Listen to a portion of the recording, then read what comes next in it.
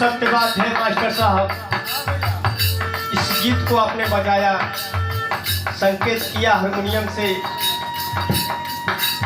कृति ही अमर होती है लोगों का, जो करके चले जाते हैं उनका कृति ही अमर होती है। आत्मा इस शरीर को छोड़ करके परम धाम जाती है, आत्मा से दोबारा भेंट नहीं होता है। ये मिट्टी की शरीर मिट्टी में मिल जाता है। कहना है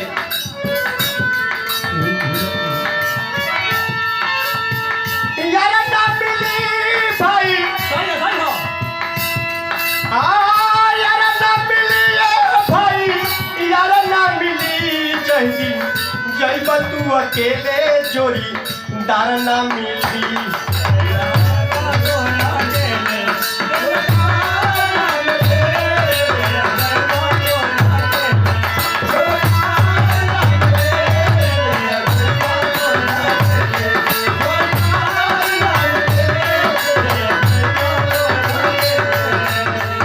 बिल्कुल सत्य बात है।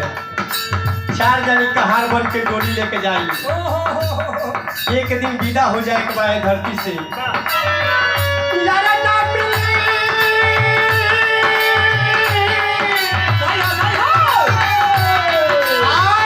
यार ना मिली है बाबू, यार ना मिली जहती जंगल तू अकेले जोड़ी डरना।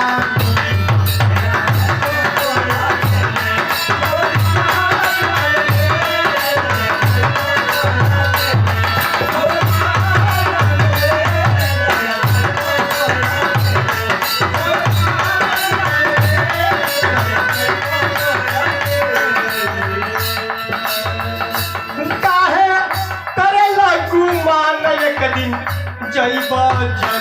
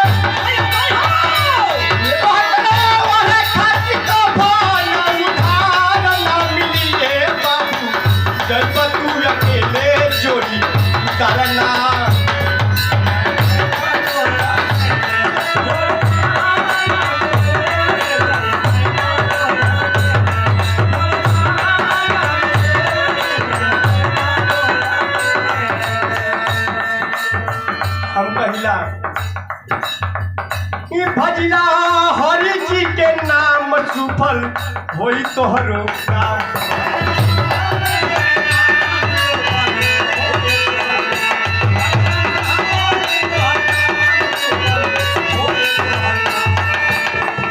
ये जाइए दिन रात प्रभु के भजी लेबो, भगवान शिव के भजी लेबो। शिव और शंकर में भी अंतर है। आप लोग को एक अंतर बता के जाऊंगा इस मंच से। जो आप कैलेंडर में पूजते हैं, शरीर रूपी शंकर भगवान को पूजा करते हैं आप। आत्मा ज्योति बुद्धू, उसके परम पिता परमात्मा शिवलिंग जिसको कहा जाता है, वही परमात्मा के वंश है। कहे के बाद भजिया हरि जी के नाम सुफल होई तोहरो काम।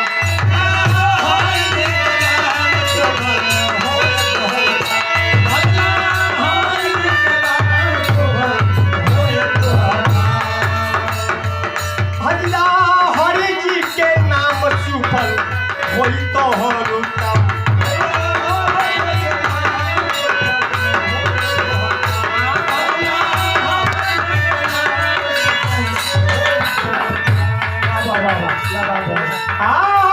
खोजले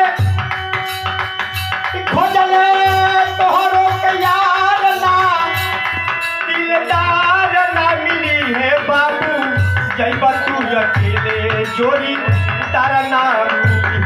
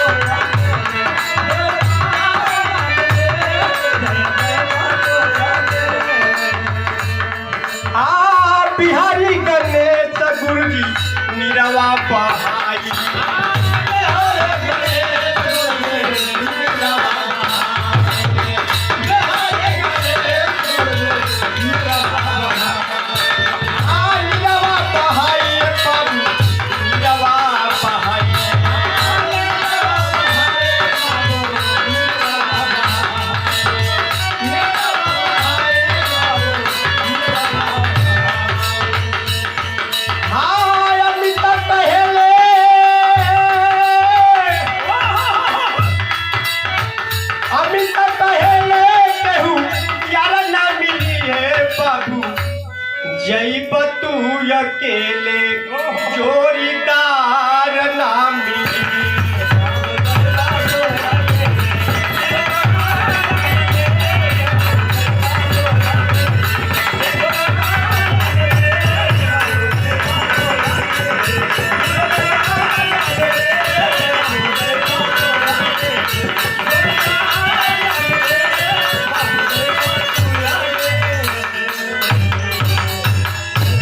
मास्टर साहब से आग्रह है